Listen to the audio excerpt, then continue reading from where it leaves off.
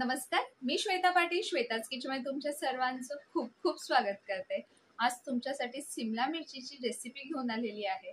त्याच भाज्या खाऊन कंटाळा येतो, अशा वेळेस तुम्ही जर ही स्टफ सिमला मिर्च बनवलीत म्हणजे भरलेली ढोबळी मिरची जर बनवलीत तर तुम्हाला सगळ्यांनाच प्रचंड आवडेल। आज एक आपण सिक्रेट असा इन्ग्रेडियंट्स यूज करणार आहोत ज्यामुळे तुमचं स्टफिंग पॅन मध्ये सांडणार देखील नाहीये आणि तुमची सिमला मिर्च एकदम मस्त होणार आहे।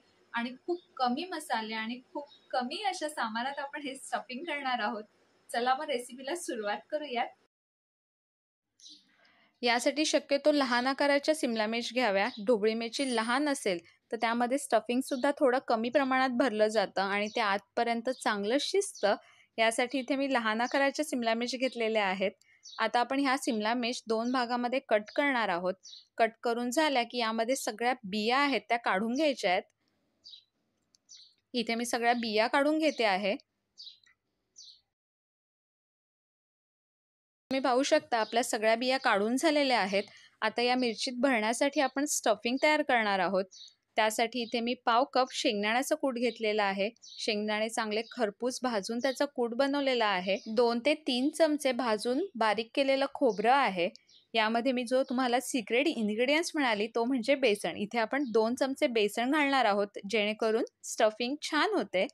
अर्धा चमचा आलं लसूणची पेस्ट, आवडीनुसार कोथिंबीर, लाल तिखट आहे 2 चमचे, तसेच अर्धा चमचा हळद, चवीपुरता मीठ आणि चव येण्यासाठी त्यामध्ये आपण घालणार आहोत अर्धा चमचा गरम मसाला।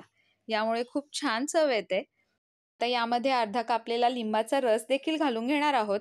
यामुळे चांगली अशी टेस्ट येते। आता इथे आपलं सगळं सारण ऑलमोस्ट रेडी झालेलं आहे। याला हलक्या हाताने मिक्स करून घ्यायचंय आणि यामध्ये आपण थोडंसं पाणी घालणार आहोत। अगदी 1 ते 2 चमचे पाणी ऍड करून घ्यायचंय जेणेकरून आपलं सारण व्यवस्थित मिक्स होईल, त्याच्यातले मसाले चांगले एकजीव होतील।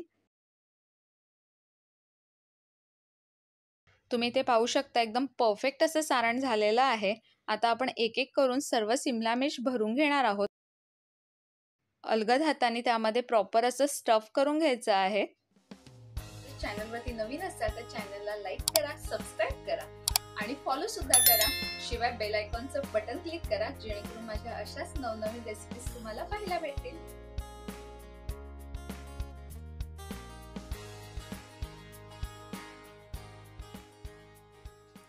इथे तुम्ही पाहू शकता आपल्या सर्व मिरच्या मस्त अशा भरून झालेल्या आहेत। आता आपण यांना फ्राय करणार आहोत। त्यासाठी मी इथे पॅन मध्ये 1 चमचा तेल चांगलं गरम करून घेतलेलं आहे। तेल चांगलं गरम झालं की यामध्ये अर्धा चमचा मोहरी चांगली मस्त तडतडून द्यायची आहे। मोहरीचा चांगला फ्रेग्रन्स उतरला पाहिजे। मोहरी छान तडतडली की यामध्ये आपण कढीपत्त्याची 5-6 पानं घालून घेणार आहोत। पानं पण मस्त तडतडून द्यायची। त्यानंतर तेल पॅन मध्ये चांगलं असं स्प्रेड करायचं आणि यामध्ये आता एक एक करून आपण सर्व सिमला मिर्च घालून घेणार आहोत।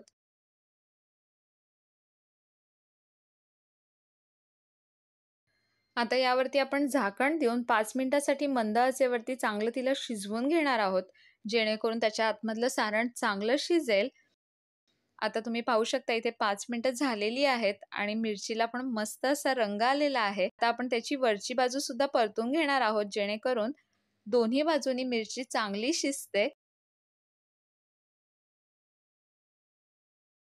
आता पुन्हा एकदा 5 मिनिटांसाठी आपण ही मिरची शिजवणार आहोत, पण यावरती आता मी झाकण देणार नाहीये।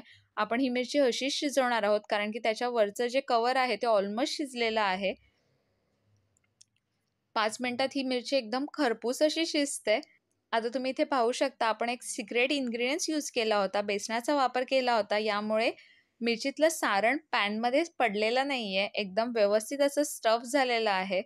पुन्हा एकदा मिरचीला दोन्ही बाजूनी परतून घ्यायची आहे आणि इथे आपली प्रॉपर अशी भरली सिमला मिर्च तयार झालेली आहे।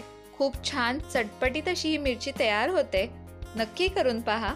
अजूनही चॅनलला सबस्क्राईब केलं नसेल तर पटकन सबस्क्राईब करा आणि बेल आयकॉनवर क्लिक करा जेणेकरून माझ्या अशाच नवनवीन रेसिपीज तुम्हाला पाहायला भेटतील। तसेच आपल्या फेसबुक चॅनलला सुद्धा फॉलो करा।